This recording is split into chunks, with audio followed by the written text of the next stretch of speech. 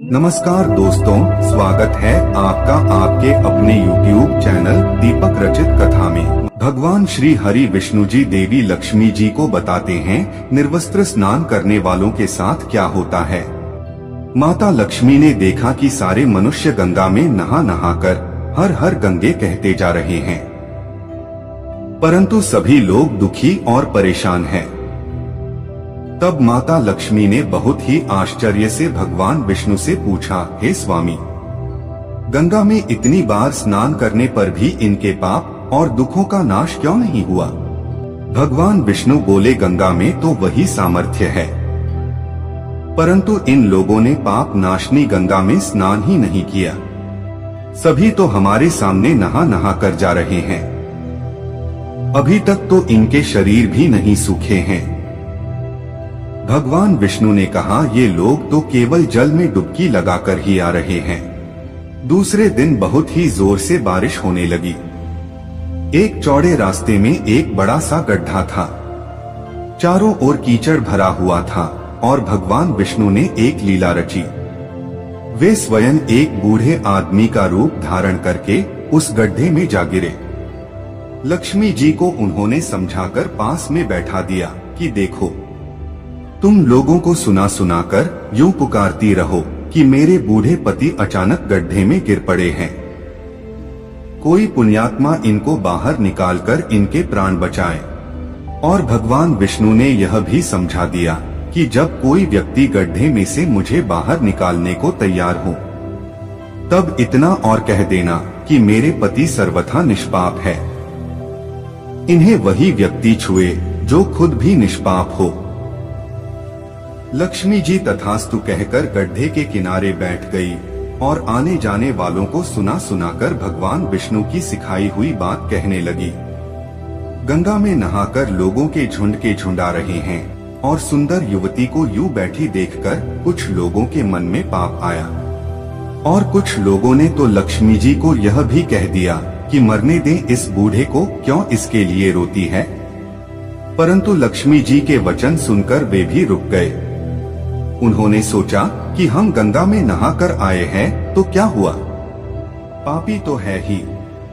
उनके पास कई व्यक्ति आए, परंतु किसी का साहस नहीं हुआ। सैकड़ों आए और सैकड़ों ने पूछा और चले गए। तब भगवान विष्णु ने माता लक्ष्मी से कहा, देखा, आया कोई सच्चे मन से गंगा में नहाने वाला। तब थोड़ी देर बाद एक नौजवान युवक हाथ में एक लोटा लिए हुए हर हर गंगे कहता हुआ आया। उस युवक का हृदय करुणा से भर आया। उसने भगवान विष्णु को बाहर निकालने की तैयारी की। लक्ष्मी जी ने उससे रोककर कहा कि तो मेरे पति को छूते ही तुम भस्म हो जाओगे। उसने उस समय बिना किसी संकोच किए हुए लक्ष्मी जी से कहा, माता, मेरे निष्पाप होने में तुम्हें संदेह क्यों हो रहा है? देखती नहीं, मैं अभी गंगा नहाकर आया हूँ। युवक ने लपककर उस बूढ़े आदमी को ऊपर उठा लिया। भगवान विष्णु और माता लक्ष्मी ने उसे अधिकारी समझकर अपना असली रूप प्रकट कर दर्शन देकर निहाल किया। इस दृष्टांत के अनुसार जो लोग बिना श्रद्धा और विश्वास के केवल दंभ के लिए गंगा स्नान करते हैं, उन्हें वास्तविक फल प्राप्त नहीं होता। गंगा स्नान का बहुत पुण्य भी है। इसके बाद भगवान विष्णु ने माता लक्ष्मी से कहा, जो भी मनुष्य इन बातों को नहाते समय ध्यान रखता है, वह कभी भी दुखी नहीं रहता है।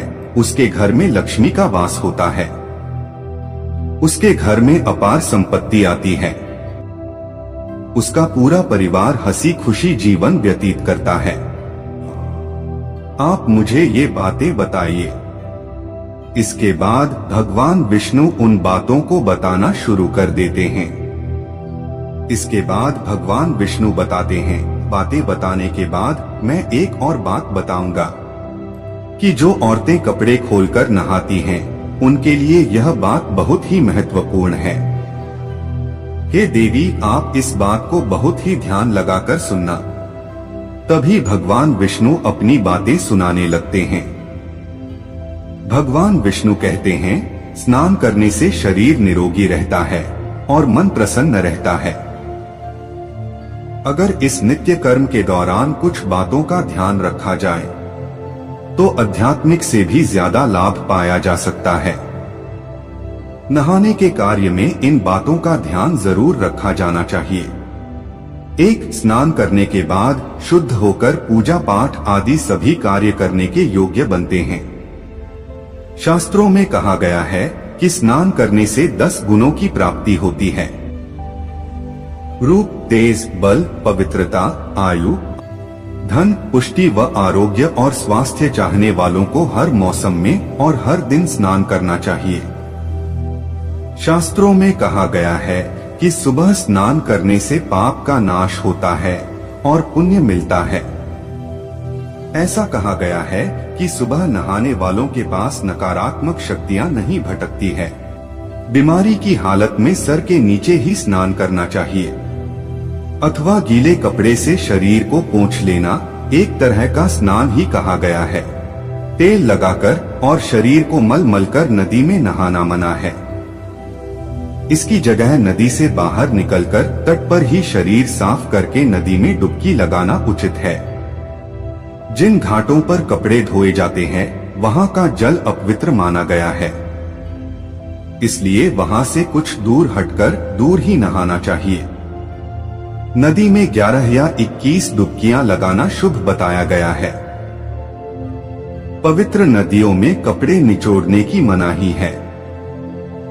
नदी में किसी भी तरह नल की तुलना में झरने का पानी, झरने के पानी से ज्यादा किसी तीर्थ का पानी, तीर्थ के जल से कहीं गंगा जल अधिक श्रेष्ठ माना गया है। गंगा माता का कथन है कि स्नान करते वक्त कोई चाहे जहाँ भी मेरा स्मरण करेगा मैं वहाँ के जल में आ जाऊंगी। इसके बाद भगवान विष्णु ने कहा, अब मैं आपको औरतों के बारे में बताता हूँ जो औरतें कपड़े खोलकर स्नान करती हैं। हिंदू धर्म में शास्त्रों में हर एक चीज के लिए कुछ नियम बनाए गए हैं।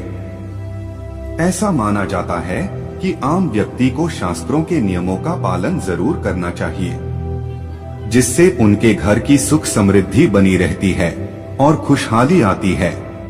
दरअसल हमारे शास्त्रों में ऐसी कई बातें लिखी गई है जिनका हम सदियों से पालन करते चले आ रहे हैं, लेकिन उसके कारणों के बारे में हमें अभी भी पूरी जानकारी नहीं है।